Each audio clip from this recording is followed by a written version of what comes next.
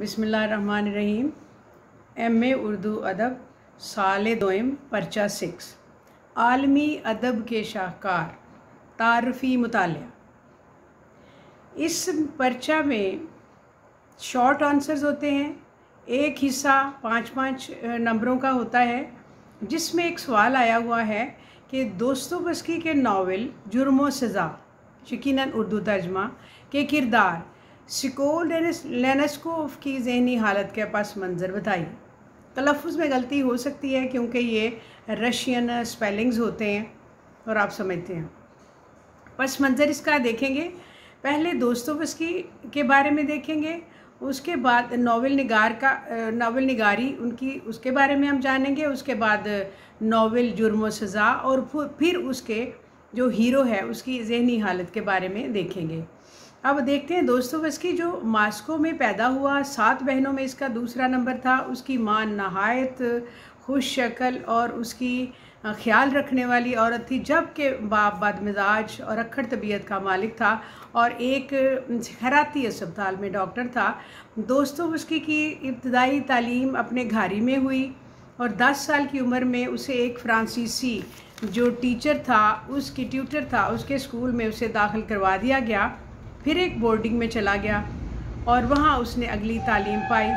उसके बाद 1837 में दोस्तोवस्की को स्ट्रासबर्ग मिलिट्री इंजीनियरिंग कॉलेज में दाखिला हुआ और उसी दौरान उसके वालिद का इंतकाल हो गया और उसने तालीम छोड़कर अदीब बनने का फ़ैसला कर लिया, यानी वो राइटर बनना चाहता था। शुरू से ही उसमें इस बात का एहसास था कि वो कुछ लिखे।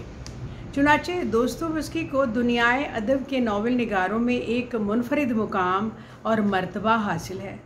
तमाम नुकादों ने दोस्तोवस्की को बड़ा नावल निगार तस्लीम किया है।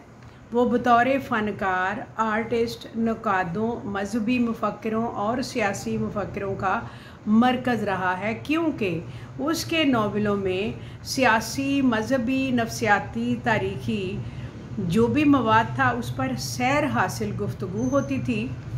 19वीं सदी के आखिर में उसकी शोहरत रूस से निकलकर बर्लिन, लंदन, पेरिस और न्यूयॉर्क तक जा पहुंची। दोस्तोवस्की दुनियाए अदब में फ़लसफ़ियाना नावलों का बावा आदम समझा जाता है। और उनका रूहानी लीडर है, रूस का रूहानी लीडर कहलाता है और उसने आलमी अदब को जुर्म व सज़ा, इडियट और करामाज़ोफ जैसे शाहकार नावल दिए। और वो एक जो नीत्शे के बारे में कहा है कि वो एक गैर मुल्की अदीब था। नीत्शे जो अपने आप को किसी को खातिर में नहीं लाता था अपने मुकाबले में, वो लिखता है कि दोस्तोवस्की ऐसा माहिर नफ्सियात है कि इससे कुछ सीखा जा सकता है।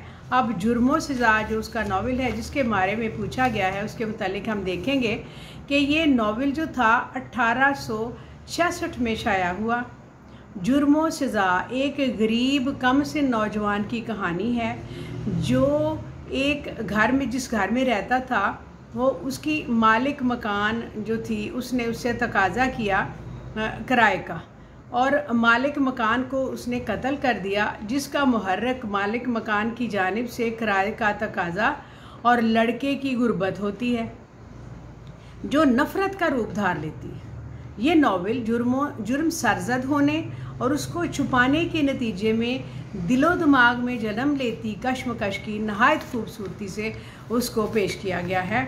और इतना ये जो इसका हीरो है जो सेकोलेनस्कोव का किरदार बिलाशुबा रूसी अदब के चंद हमेशा याद रहने वाले किरदारों में है, जो इसका हीरो था।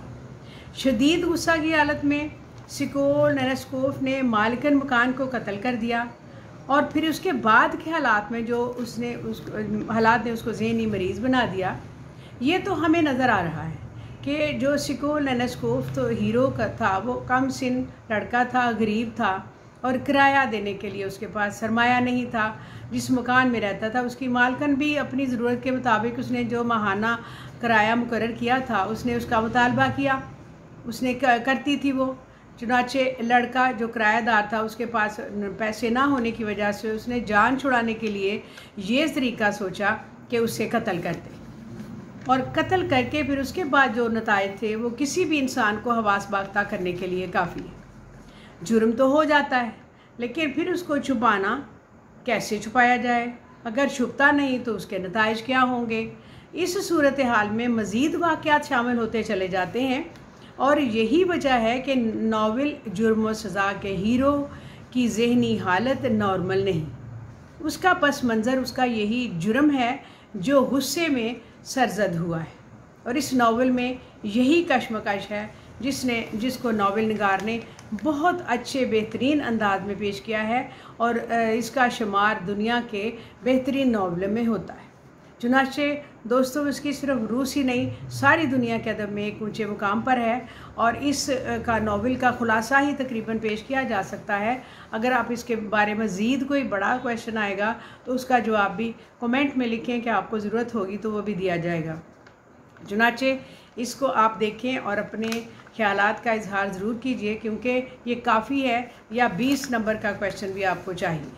चुनाचे इसको लिंक कीजिए, शेयर कीजिए और सब्सक्राइब कीजिए। शुक्रिया। अस्सलाम वालेकुम।